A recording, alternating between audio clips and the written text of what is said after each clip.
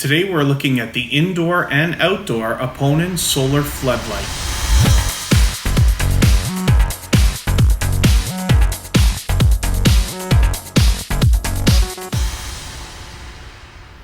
Welcome back. I'm Kevin K from kevink.com, and on this channel I do product reviews, YouTube tutorials, and a lot of live streaming. So if you're new here, consider subscribing.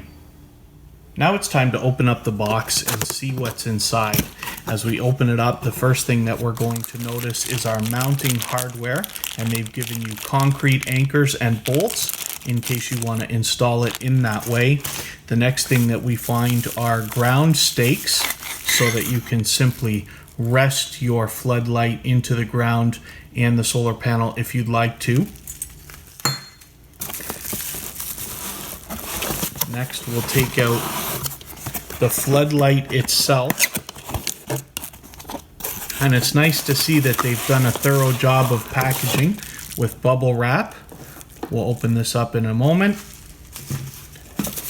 And the last thing that we find as for equipment is our solar panel. I'll open up that in a second as well. The last couple of things we notice in the box is a little bit of information here and instruction,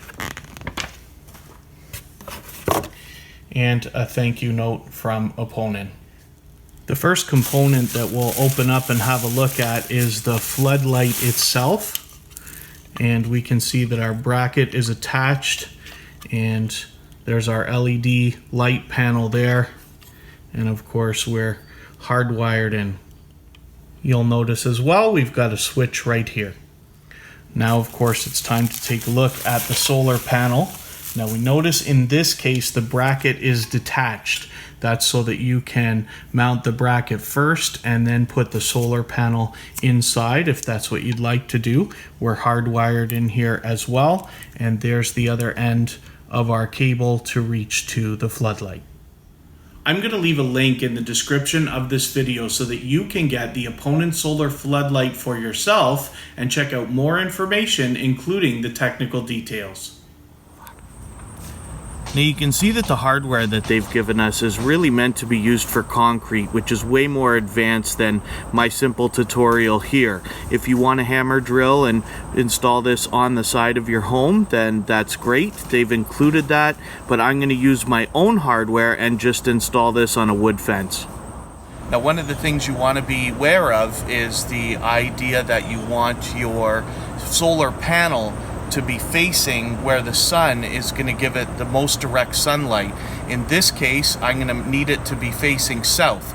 So I'm going to install this way at the top of this wood fence here, and I'm going to put the light right underneath afterwards. Now conveniently, they've made the bracket separate from the solar panel. I'll show you how to put that right on the bracket after. It's just going to take a simple screw to get this installed.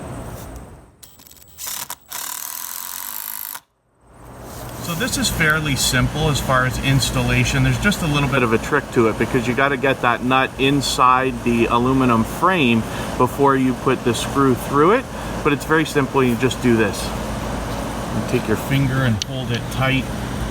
It'll kind of self-tighten as you get all the way, and then afterwards we'll do the same for the other side. And there we go. All done.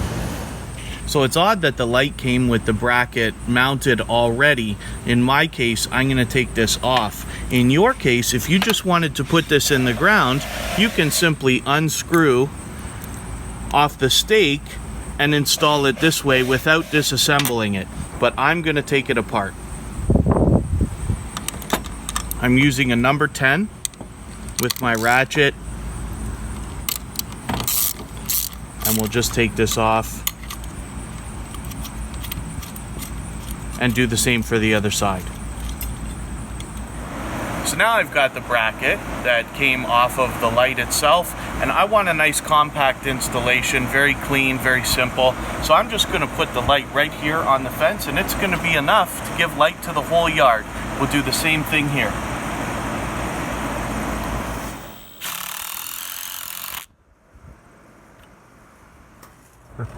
Now I'm going to install the light to the bracket, but I just want to make sure I don't lose the lock washer off of my bolt here.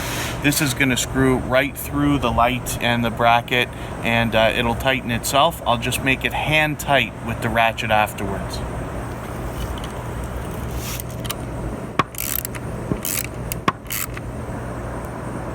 And just hand tight. Now this is going to be very easy to hook up your power cable, and you just slide it in and then start turning the top to lock it in. But they warn that you want to make sure this is secure. So just do a little bit of extra fiddling to make sure you've got it nice and tight, and then it's good to go. And that's a nice and neat looking compact installation for this. Now we're going to let this go for the day, charge itself up, and we'll see what it looks like at night. As you can see, the light is incredibly bright, so I'm pretty much impressed. And just as a note, if your light doesn't come on right away, it's because there's an on-off switch here. Now whether you turn this on or off, what happens is there's sensors inside here, and it is going to know when it's dark enough for the light to come on and light enough for the light to go off, unless the battery runs out. It should run 6 to 8 hours, which should be enough for most applications. As you can see, there's quite a bit of light, and especially considering that it's only one LED floodlight, it's got enough light to show us any kind of activity that's going on in the yard, and definitely going to cast some shadows, especially for the fact that it's compact. I don't even have to touch it anymore. I just leave it and it's ready to go. I'm going to leave a link in the description of this video so that you can get the UPONUN solar floodlight for yourself and check out more information, including the technical details. That's a look at the indoor and outdoor UPONUN solar floodlight. Thank you for watching this video. I hope you enjoyed it. If you did, I'd love it if you'd give it a thumbs up and maybe share it with somebody who you think would like to see it. Leave me a comment down below. Let me know what you think of this floodlight, or if you have another one that you enjoy. And then I'll see you the next time from kevinkay.com. Take care. Bye-bye.